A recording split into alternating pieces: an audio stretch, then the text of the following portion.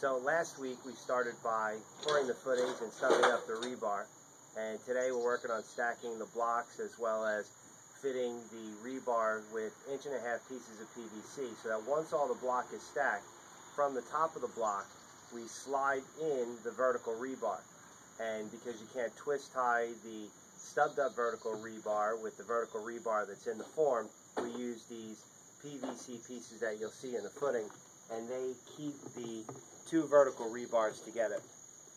Very important when you're doing these footings that they are perfectly level or within 1/4 of an inch, so that when you're stacking your block you have minimal amounts of trouble. What you see here is the first 2 courses.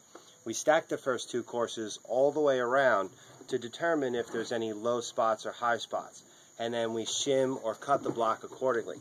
Hopefully you're not cutting the block.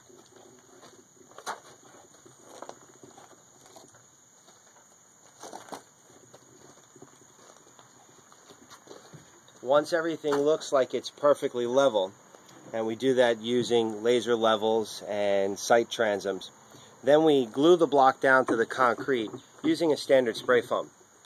From there, we shoot 2x4s into the footing in front of the block. We then use those 2x4s to attach our scaffolding.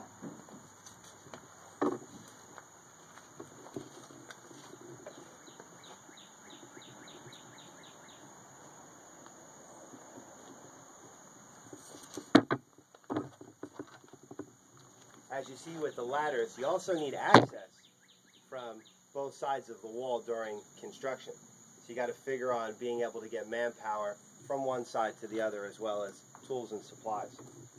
The 2x4s also act to keep the blocks in line from people banging them and them getting moved around so they don't get out of square. If they do happen to get out of square, you just push them back up against the block. Although once they're glued down, they're really glued down and they don't move. From here also, we're going to continue putting in horizontal rebar.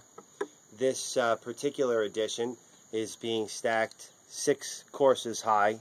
It's fairly short, only approaching about 8 feet. And so the rebar is being installed in 4 out of the 6 courses. What you see here is our first scaffolding that's installed in place. They're going to be installed at 4-foot increments around the entire perimeter. And there'll be 2x12s on top that will walk on, as well as guardrails. So you'll see that later on. Thanks for watching and stay tuned.